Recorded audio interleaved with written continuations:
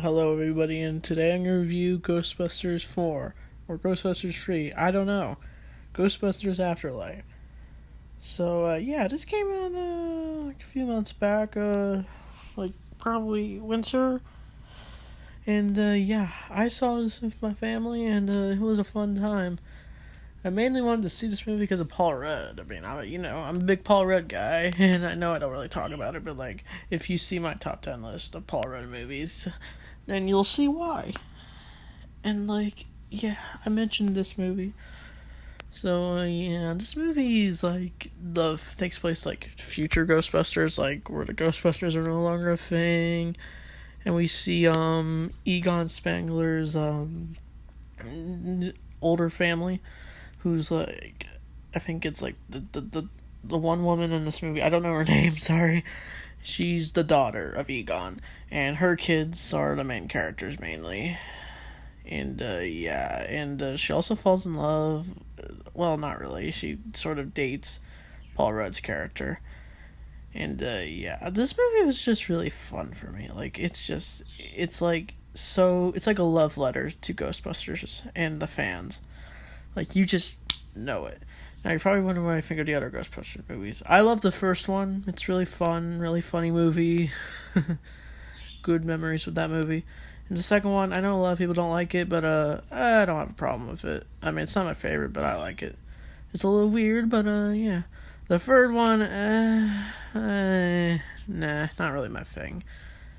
It's not because of women or anything, nothing like that. No, I just I don't mind this movie. I didn't mind that one. I just didn't think it was as good as like the other Ghostbuster movies. But this movie is just like, yeah, they're like in this like very nice town that's like spooky at the same time. They move into Egon's old home, and we also get like a flashback of Egon.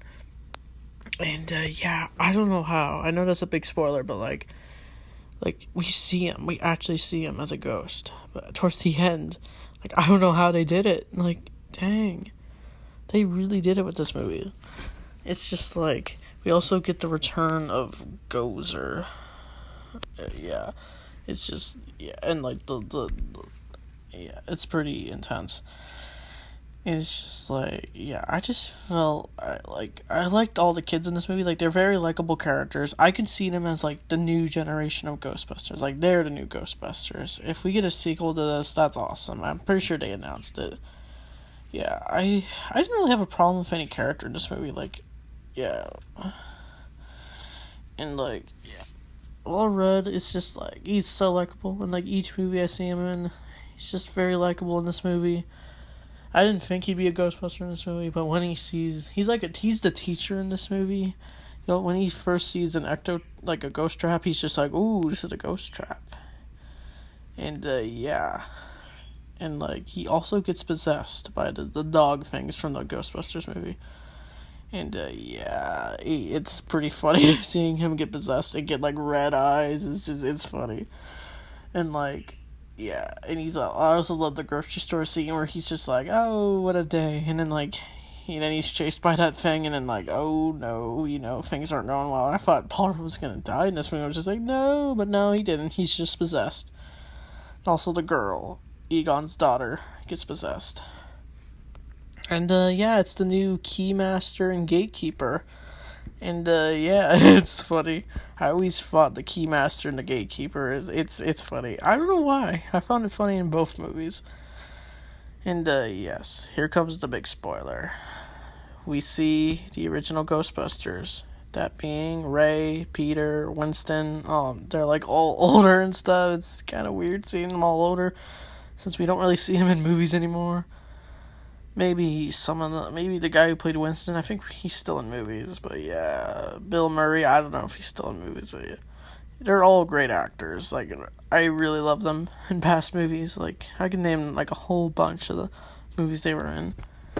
And, it's just, like, it's epic. It gets epic towards the end. There's, like, a car chase, the kids get in jail, and then, like, the girl who's played by McKenna Grace, she's really great in this movie, and she calls literally Ray on the phone, and he explains why the Ghostbusters broke up, and it's just like, you're just like, oh, dang.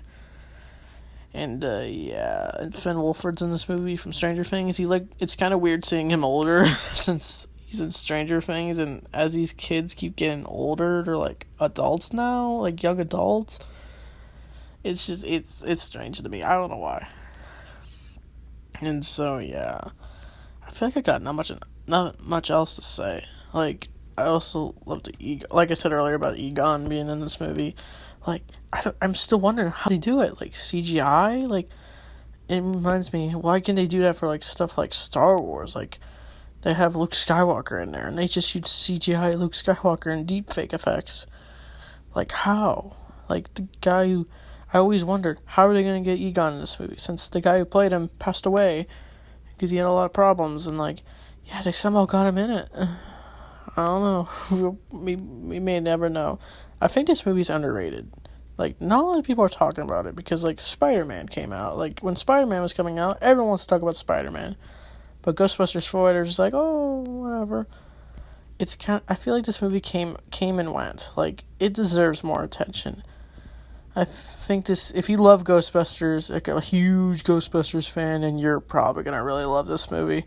Like, this movie feels like a classic to me. I could see this having a following.